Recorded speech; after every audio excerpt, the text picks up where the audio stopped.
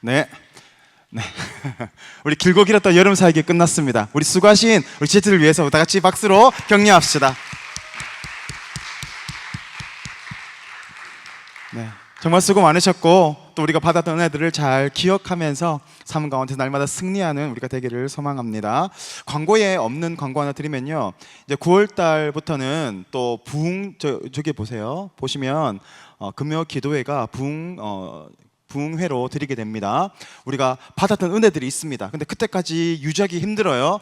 그래서 준비했습니다. 유명한 목사님들, 좋으신 목사님들 준비했으니까 같이 와서 은혜도 나누고 그렇게 기도하는 시간을 가질 수 있으면 좋겠습니다. 특별히 저희 청년부는 둘째 주, 두 번째 9월 둘째 주 우리 청년부 주간으로 드리게 됩니다. 우리 다 같이 나와서 뜨겁게 기도하는 시간, 또 뜨겁게 찬양하는 시간을 가질 수 있으면 좋겠습니다.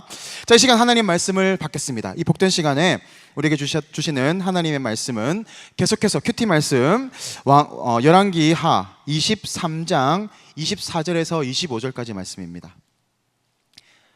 열왕기하 23장 24절에서 25절까지의 말씀, 온전히 지킬 언약의 말씀이라는 제목으로 하나님의 말씀 받겠습니다. 열왕기하 23장 24절에서 25절 말씀을 두 절밖에 안 되니까요, 우리 다 같이 힘차게 읽도록 하겠습니다. 다 같이 읽습니다. 시작. 요시야가 또 유다 땅과 예루살렘에 보이는 신접한 자와 점쟁이와 드라빔과 우상과 모든 가증한 것을 다 제거하였으니 이는 대제사장 hil기야가 여호와의 성전에서 발견한 책에 기록한 율법 말씀을 이루려 함이라. 요시야와 같이 마음을 다하여 뜻을 다하며 힘을 다하여 모세의 모든 율법을 따라 여호와께로 돌이킨 왕은 요시야 전에도 없었고 후에도 그와 같은 자가 없었더라. 아멘.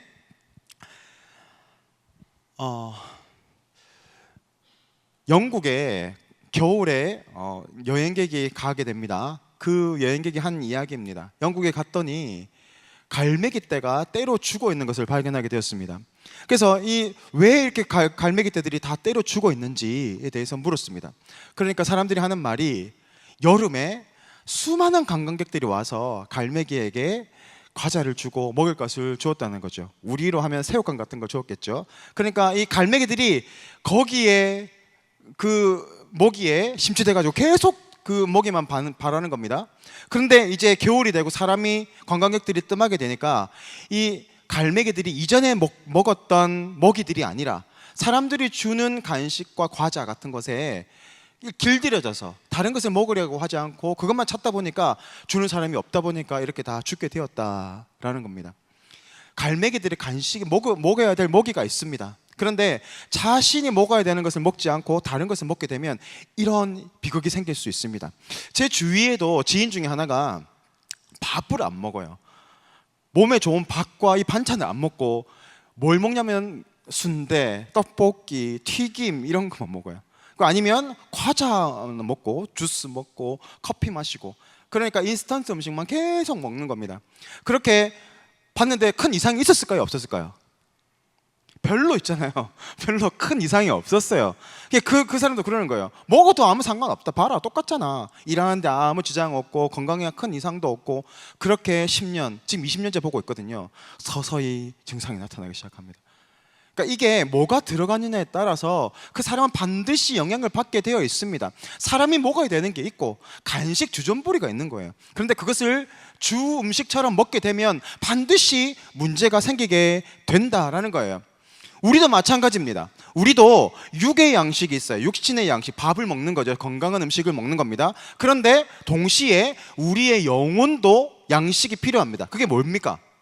우리의 영혼의 양식은 바로 하나님의 말씀입니다. 그래서 우리에게는 영혼의 양식이 하나님의 말씀이 필요합니다. 그 말씀을 읽고 묵상하고 또 그렇게 살아내려고 하는 그런 것들이 바로 영혼의 양식이 되어서 우리를 살려냅니다. 그런데 어떤 사람들은 영의 양식 먹지 않아도 아무런 문제가 없던데요?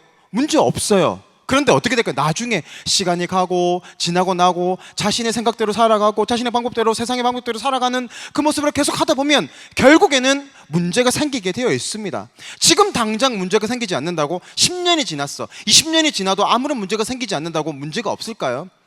지금 당장 문제가 생기지 않는다고 내가 그것을 바라보지 않는다면 우리는 미련한 사람입니다. 지혜로운 사람은 어떤 사람입니까?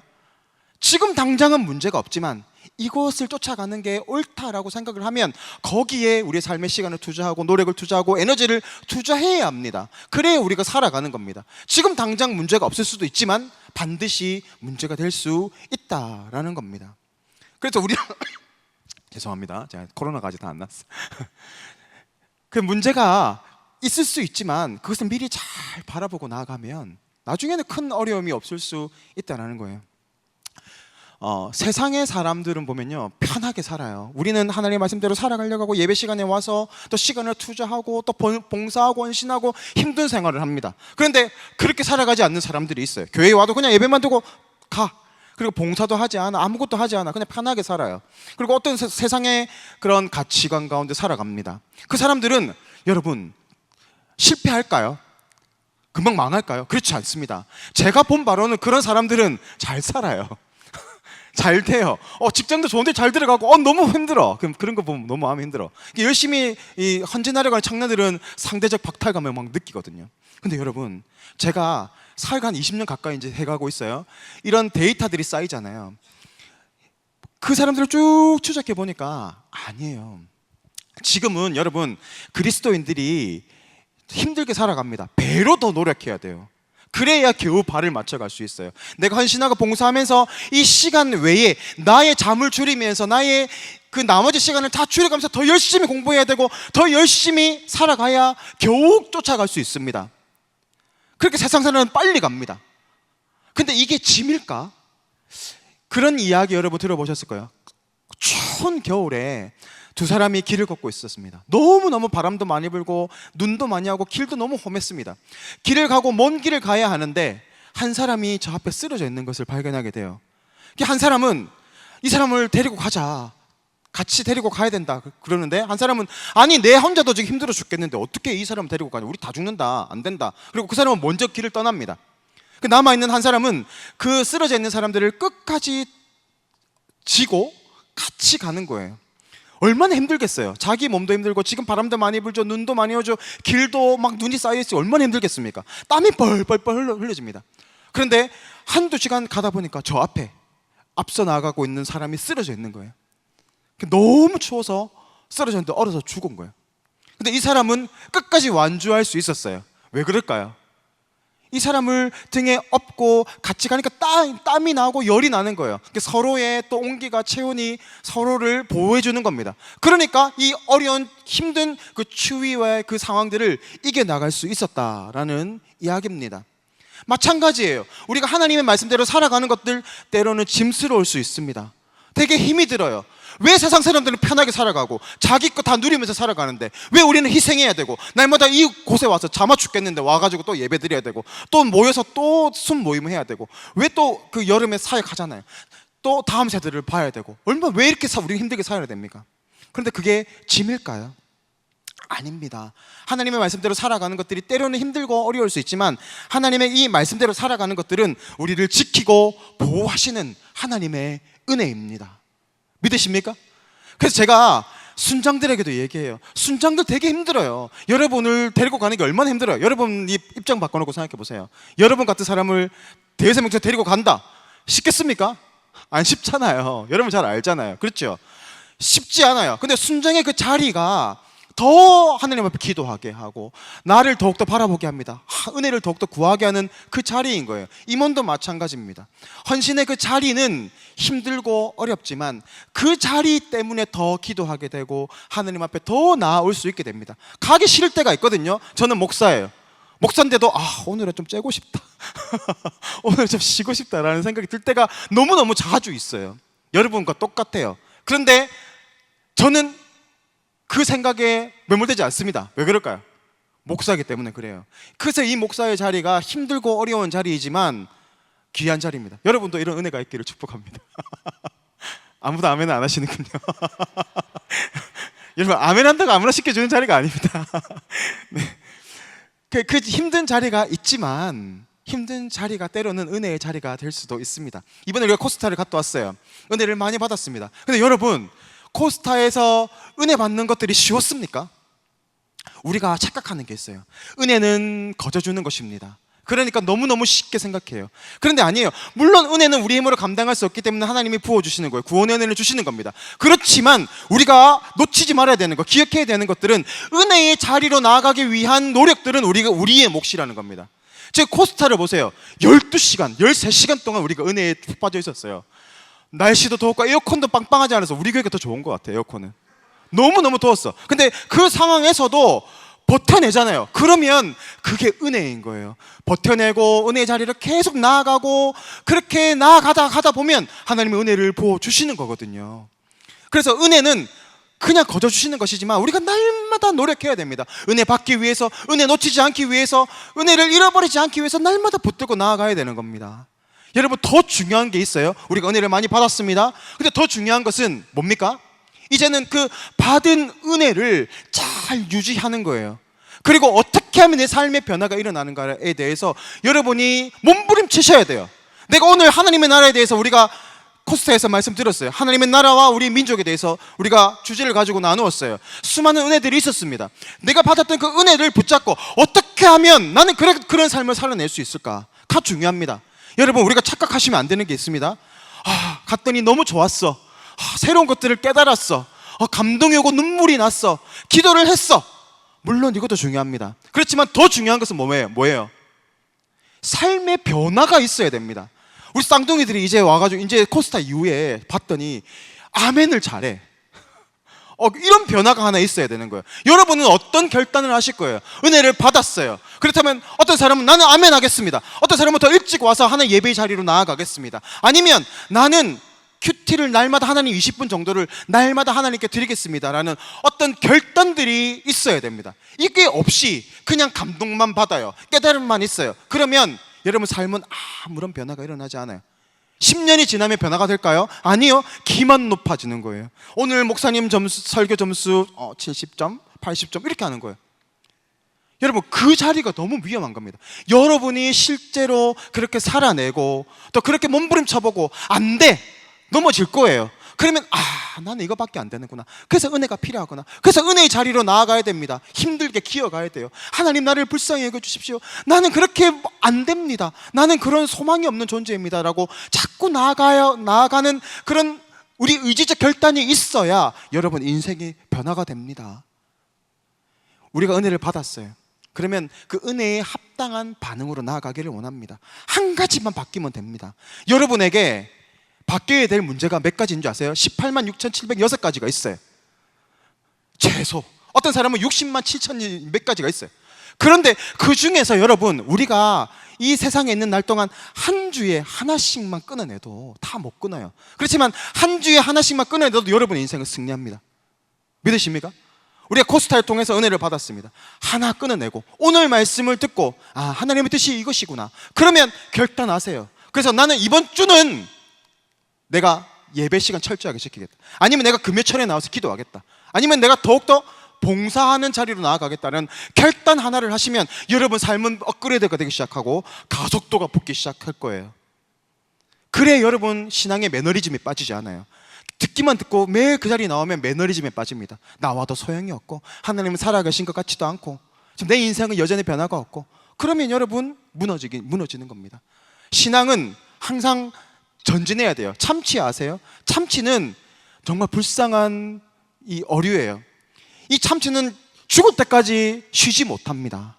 왜 그러냐면 이 아가미 구조가 그래서 그래요. 계속해서 나아가야 돼요. 그래야 이 아가미를 통해서 산소가 공급되어서 살아갑니다. 피곤하겠죠.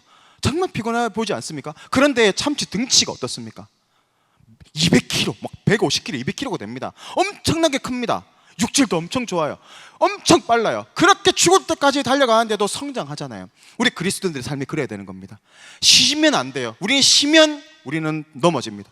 우리가 만족하는 순간 교만에 빠지고 우리가 이 정도만 됐다 하는 순간 자빠집니다. 그러면 우리는 끝까지 날마다 하나님 말씀을 묵상하면서 말씀에 빛을 비춰서 내 삶을 돌아보면서 오늘 내가 고쳐야 할 게 뭘까?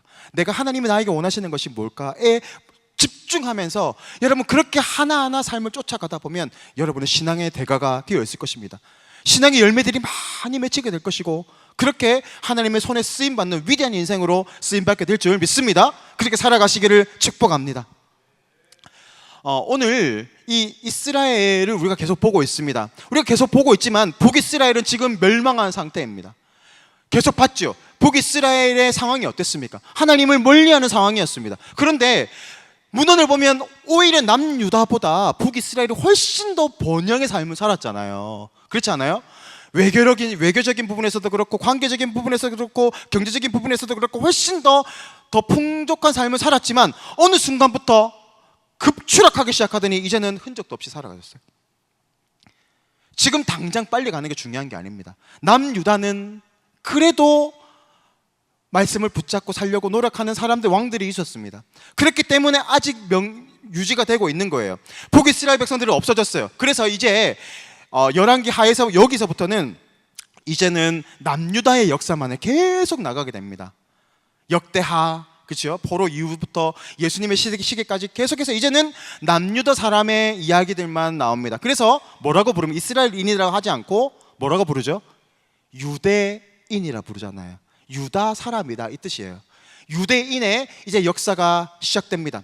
자, 그런데 이제 이 유대인의 역사도 생각보다 만만치 않습니다. 왜냐하면 이 아하스라는 이 악한 왕이 등장하기 시작했고, 또 아하스 다음에 히스기야 왕이 등장했어요. 다시 거의 겨우 브레이크를 잡았는데 이제는 그 다음 왕이었던 므낫세, 이 남유다의 전무후무한 최악의 왕이 므낫세 왕이었어요. 이 아하스 왕, 히스기야 왕을 중심으로 그의 아버지, 그의 아들이 최악의 왕의 삶을 살았습니다. 이스라엘이 완전히 추락하기 시작하고 있는 겁니다. 다행히 이 히스기야가 브레이크를 밟았지만 이 므낫세를 통해서 이제는 가속도가 붙기 시작하는 거예요. 이 죄악의 가속도가 확 붙기 시작하면서 걷잡을 수 없을 정도로 나아가기 시작하고 있는 겁니다. 그러한 상황 가운데에서 이제 남유다의 최후의 보루였던 왕이 등장하게 되는데 바로 요시야 왕입니다.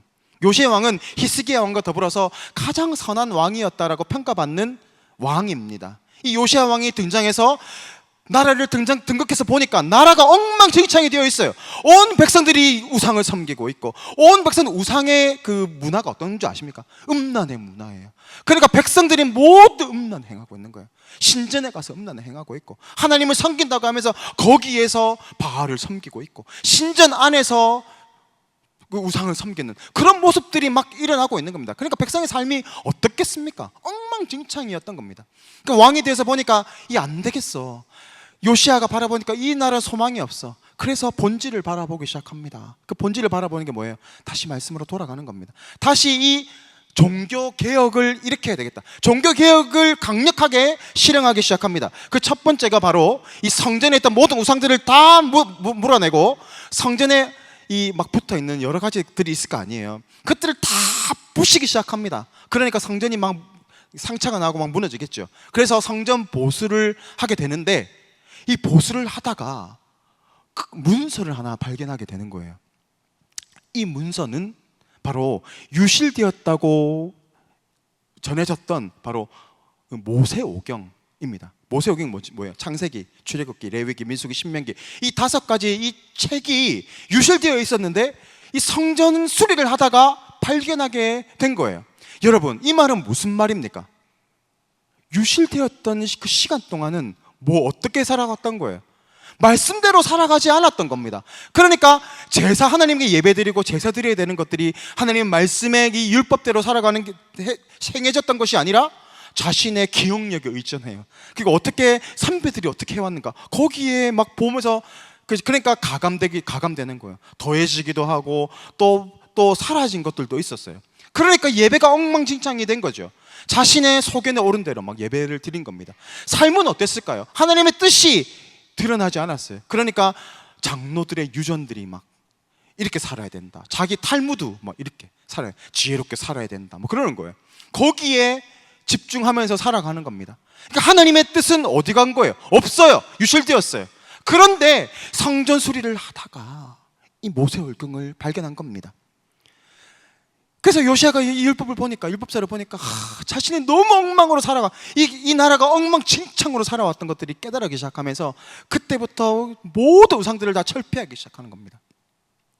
그리고 가장 먼저 했던 것들이 바로 유월절을 지키는 겁니다. 유월절은 패스오버라고 하죠. 유월절이라는 것은 지나간다, 넘어간다라는 뜻을 가지고 있잖아요. 이 유월절이 기원이 어디서 나옵니까? 출애굽기 하기 전에 이스라엘 백성들이 어린 양을 죽여서 그 피를 문설주에 바르는 그 전통을 통해서 이 유월절이 시작되잖아요. 그리고 이 어린 양의 피를 문설주에 바른 집은 어떻게 됩니까? 죽음의 천사가 건너갔어요. 패스오버 했어요. 그게 바로 유월절의 유래잖아요. 그리고 더 중요한 게 있어요. 그렇게 피를 발랐던 사람들이 살아나서 어떻게 됩니까? 출애굽하는 거예요. 애굽을 떠나서 홍해를 지납니다. 그 바다 밑을, 강 밑을 지나서 광야를 지나서 결국 어디로 갑니까? 약속의 땅, 가나안 땅으로 들어간다는 거예요. 그러니까 이 유월절을 지킨다라는 것은 단순히 옛 절기를 지킨다 이런 뜻이 아니라 이스라엘 백성들의 정체성을 회복하는 문제, 정체성의 문제를 이야기하는 겁니다. 다시 그 정체성, 하나님께로 돌아가자. 우리가 그 어린 양의 피를 통해서 구원을 받았고 홍해를 건너서 그 광야를 지나서 하나님의 인도하심을 통하여서 이 땅에 들어왔지 않느냐. 그것이 바로 이스라엘 백성들의 정체성이잖아요. 이게 왜 중요한가? 우리랑 입장을 바꿔놓고 봅시다. 우리 그리스도인이에요. 우리에게는 어떤 명제가 있어야 합니까? 어떤 주제가 있어야 합니까?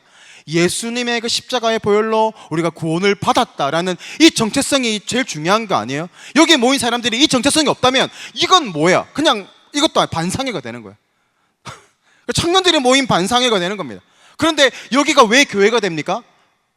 바로 예수 그리스도를 통하여서 우리가 구원을 받았고 구원받은 사람들이 모여서 하나님을 예배하는 공동체를 교회라고 하잖아요. 그리고 그 모인 사람들이 홍해, 그러니까 세례를 의미합니다. 고린도전서 10장에 보면 그 홍해를 건넌다는 것은 세례를 받는다라는 것을 의미하는 거거든요. 하나님의 그 예수 그리스도의 피를 통해서 구원받은 하나님의 백성이 된 사람들은 이 홍해 밑을 지나 세례를 받아서 나는 죽고 예수가 살아나는 그런 인생으로 살아가게 된다. 그리고 그런 사람들이 이 인생의 광야길을 살아가는 거예요. 그리고 하나님의 인도하심 가운데 불기둥과 구름 기둥을 통하여서 하나님 우리 삶을 인도해 가신다. 그리고 결국에는 약속의 땅, 어디요? 가나안, 하나님의 나라에 들어가게 된다라는 그리스도인의 정체성과 똑같은 겁니다. 그러니까 유월절을 지킨다라는 것은 단순히 추석, 설을 지킨다는 그런 의미보다 훨씬 큰 의미가 있어요. 내가 누구인가? 우리 민족이 어떤 민족인가? 라고 바라보게 되는 그런 아주 중요한 절기를 지키게 되었다라는 겁니다. 지금 이 므낫세를 통하면서요, 므낫세가 남유대의 최장수했던 왕이거든요. 55년 동안 이 남유다를 다스려 가는데 55년이면 여러분 아직 30 조금 넘었잖아요. 그렇죠? 안 되신 분도 20살도 있고 길잖아요. 근데 55년은 얼마나 길까요? 55년 반세기 이상을 이 므낫세의 악한 이 통치 가운데 있었다 보니까 사람들이 거기에 죄악에 완전히 물들어 가지고 변화가 잘 되지 않아요. 지금 요시아는 강력한 통치를 통해 종교적 이 개혁을 통해서 수많은 개혁들을 단행하고 있지만 이 백성들은 거기에 잘 동의하고 있지 않아요. 사실 표면적으로는 이 요시아의 계획에 동참하고 있습니다. 그래, 맞습니다. 유월절을 지켜야 합니다. 하나님을 예배해야 합니다. 라고 하지만 실제적으로 그들의 삶의 변화는 거의 없었다라는 겁니다. 그러니까 이런 얘기를 처음 들어보셨을 수도 있어요. 요시아는 매우 성공한 왕처럼 보이지만 사실은 실패한 왕입니다. 그의 종교 개혁은 실패합니다. 종교 개혁에는 모든 사람들이 찬성했지만 자신의 삶의 개혁에는 다 거부한 거예요. 그렇게 살아가지 않았던 겁니다. 요시아는 실패한 왕이었어요. 많은 그리스도인들이 하나님의 은혜를 받습니다. 그렇게 살아가는 게 맞습니다. 그렇게 살아가지 못한 사람들을 보면 손가락질합니다. 저렇게 살아가면 안 돼. 저 사람은 끌어내려요. 저 사람은 지도자에 있을 자격이 안 돼. 순장의 자격이 안 돼. 막 끌어내려 라고 이야기합니다. 그러면서 동시에 자기 모습은 바라봅니까? 자기 자신을 바라보지 못해요. 자신의 삶의 모습은 올바로 바라보지 못해요. 다른 사람만 손가락질하고 비판하고 저주합니다.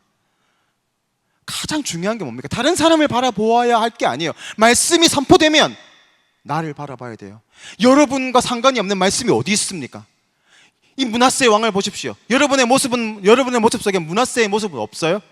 아하스 왕의 모습은 없어요? 아합의 왕의 모습은 없습니까? 이세벨의 모습은 없습니까? 예수님을 십자가에 못 박았던 바리새인의 모습은 없습니까? 다 있잖아요. 다 우리 얘기란 말입니다. 다른 사람을 손가락질할 게 아니라 말씀을 통해서 나를 돌아봐야 합니다. 이게 나의 죄구나. 그렇게 해야 내 삶의 변화가 있게 되는 거예요. 오늘 요시야는 계획에 실패합니다. 그리고 그는 비참한 죽음까지 맞이합니다. 이해가 되지 않았어요. 그는 하나님께 인정받는 왕이었는데 무깃도의 전투에서 애굽의 왕에 의해서 비참하게 죽습니다. 어떻게 요시야 왕이 죽을 수 있습니까? 이해가 되지 않았습니다. 그런데 하나님이 이 요시야를 평가하고 하나님이 바라보는 시선은 어떻습니까? 실패한 왕. 세상의 눈으로 바라볼 때는 요시야 왕은 실패한 왕이었습니다. 그는 종교개혁에도 실패했고 전쟁에 나가 비참한 죽음을 맞이했습니다. 그는 버림받은 것처럼 보였습니다. 그런데 이 요시야 왕처럼 똑같이 버림받은 것처럼 그런 인생이 있었어요. 바로 예수님입니다. 예수님은 하나님의 아들이시지만 이 땅에 영광으로 오시지 않았습니다. 말구 위에 오셨고 초라한 모습으로 오셨습니다. 그렇지만 수많은 사람들이 예수님을 따랐습니다. 예수님이 메시아구나, 예수님이 그리스도구나, 그를 쫓아갔습니다. 그런데 자신의 마음에 자신의 만족을 채워주지 못하는 그 예수님의 모습을 바라보면서 예수님을 버리기 시작합니다. 그 예수님을 십자가에 못 박기 시작해요. 그 결국에는 제자들까지도 예수님을 부인하면서 그 제자에 의해서 팔려나갑니다. 예수님을 저주하면서 부인합니다. 예수님은 철저하게 실패한 인생으로 십자가 못 박히셔 조롱당하시다가 매 맞으시고 십자가에서 비참하게 죽으셨습니다. 세상의 관점으로 보십시오. 요시야 왕이나 예수님이나 실패한 인생입니다. 우리도 그래요. 세상의 사람들의 관점으로 볼 때 우리처럼 미련한 사람이 어디 있어요? 어떻게 죽었던 사람이 살아날 수 있으며 그런 사람을 믿으면 구원을 얻는다고 세상의 관점에서 바라보면 우리는 실패한 인생입니다. 그렇지만 하나님께서는 예수님을 3일 만에 부활시켰고 하늘나라의 심판의 주로 그를 영광스럽게 들어 올리셨습니다. 요시야도 마찬가지입니다. 세상의 관점으로 바라보는 그는 실패한 인생, 그는 비참한 인생이었지만 하나님은 그의 종교개혁을 통하여서 결국 남아있는 자들을 준비케 하셨어요. 요시야 이후에 선한 왕이 하나도 없었습니다. 그렇지만 바벨론 포로에 끌려갈 때 여전히 하나님 앞에 신실한 하나님의 백성들이 여전히 남아 있었습니다. 그 사람들은 누구의 열매일까요? 저는 요시야 왕의 열매라고 확신합니다. 하나님은 그의 실패한 인생과 같은 그의 그 행위를 통해서 놀라운 일들을 행하여 가시는 겁니다. 우리가 바라봐야 하는 것도 마찬가지입니다. 오늘 하나님은 요시야를 어떻게 평가하고 있습니까? 25절 말씀을 보세요. 그는 실패한 인생이 아니었습니다. 하나님이 그를 평가할 때 성경이 그를 평가합니다. 이렇게 평가합니다. 같이 있습니다. 시작. 요시야와 같이 마음을 다하며 성품을 다하며 힘을 다하여 여호와를 향하여 모세의 모든 율법을 온전히 준행한 임금은 요시야 전에도 없었고 후에도 그와 같은 자가 없었더라. 최고의 찬사 아닙니까? 마음을 다하여 성품을 다하여 뜻을 다하여 힘을 다하여서 너의 하나님 여호와를 경외하라. 그게 바로 우리의 사명 아니겠어요? 그런데 이 요시야가 그런 칭찬을 들었어요. 그리고 전무후무한 왕이었다라는 하나님의 인정을 받습니다. 저는 요즘에 이 찬양에 하나 꽂힌 게 있어요. 이 찬양을 들으면 너무 울컥울컥하는 부분들이 있어요. 나의 하나님이라는 이 찬양입니다. 특별히 이 후렴구가 너무 이게 가슴에 와닿아요. 후렴구를 보면 이렇습니다.